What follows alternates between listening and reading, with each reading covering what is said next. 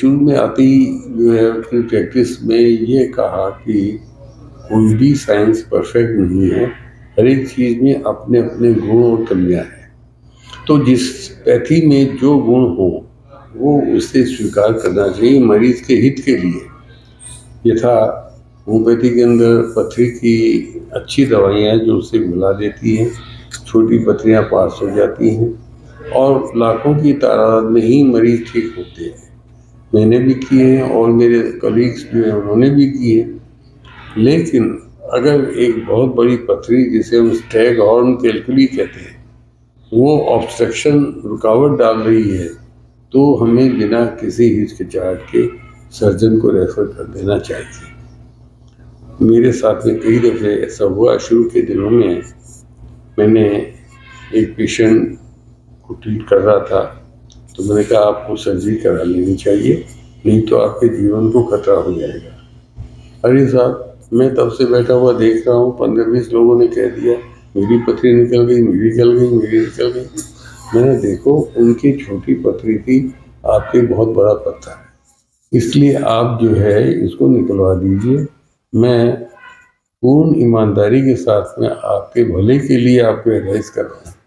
और मैंने allopathic surgeon के नाम चिट्ठी लिख करके उनको भेज दिया, डियर डॉक्टर अशोका, आज वो नहीं है, please I am referring this patient to you. He has got a big stone. He needs surgery. Kindly do the needful. Doctor सोपा ने बड़े सहर्ष उस पेशेंट को देखा और बोले ठीक है, आपका ऑपरेशन ही होगा। उन्होंने ऑपरेशन किया, पथरी को निकाल फेंका और उसके बाद में फिर एक चिट्ठी लिख करके मेरे पास भेजा, dear doctor Parikh, thank you very much for your referral. I have done my job. Now the patient is being referred to you back so that you can help him in stopping the recurrence of stone. तो जो बार बार पुनर्बनने की जो पद्धति है, प्रक्रिया है, वो surgery नहीं कर सकती, वो होम्योपैथी करेगी।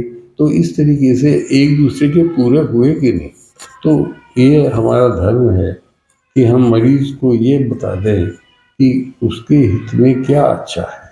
जो हम नहीं कर सकते हैं वो दूसरा कौन उसके लिए बेहतर कर सकता है हमसे ज़्यादा। तो ये एक बहुत सही प्रक्रिया है। पथरी के बनने के वैसे कई कारण, लेकिन एक विशेष कारण ये है कि हमारे शरीर में दो ग्रंथियां हैं, थायराइड ग्लैंड और पैराथायराइड ग्लैंड। तो पैराथायराइड ग्लैंड जब ओवर एक्टिव हो जाती है, उत्तेजित हो जाती है, तो हड्डियों से चूना लेकर के गुर्दों में रखने लगती है। गुर्दे की अपनी एक क्षमता होती है उसको बाहर करने की। जब क्षमता से ज़्यादा हो जाता है तो वो इकट्ठा होने लग जाता है और पथरी बन जाती है। तो पहले इसका कारण जो है पूर्ण रूप से पता नहीं था। पथरी बनती थी, पथरी की दवाइयाँ थी, उसके इस्तेमाल करते थे, उससे लाभ होता था। पहली दफ़े जो है मैंने वैज्ञानिक पद्धति से इसका विश्लेषण किया और ऐसे 250 मरीजों का विश्लेषण करने के बाद में रिसर्च पेपर वाशिंगटन में प्रेजेंट किया, जिसका नाम था documentary studies on the management of renal calculi with parathormone.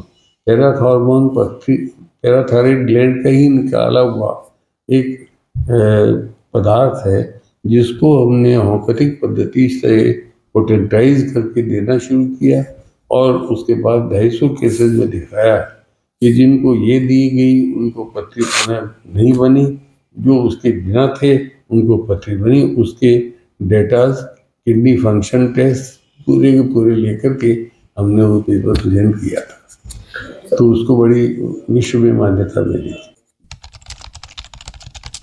Vulgaris एक दवा है, वो पथरी में बहुत प्रभावी है। और भी दवाइयाँ हैं, हाइड्रेंजिया है, फिल्केरिया है और कई दवाइयाँ हैं। तो वो कुछ की प्रकृति क्लिनिकली टेस्टेड की गई कि उसको देने के बाद में चूरा होकर के निकलती है, तो इस तरीके से वो इफेक्टिव होती है। लेकिन उसकी प्रकृति को रोकने के लिए, बनने की प्रकृति रोकने के लिए, प्रवृत्ति रोकने के लिए कुछ कॉन्स्टिट्यूशनल दवाइयाँ जो आदमी की समग्र प्रकृति को लेकर के की गई है, जिससे कि उसका जो निष्कासन प्रक्रिया है वो बेहतर हो सके और वो बढ़े नहीं।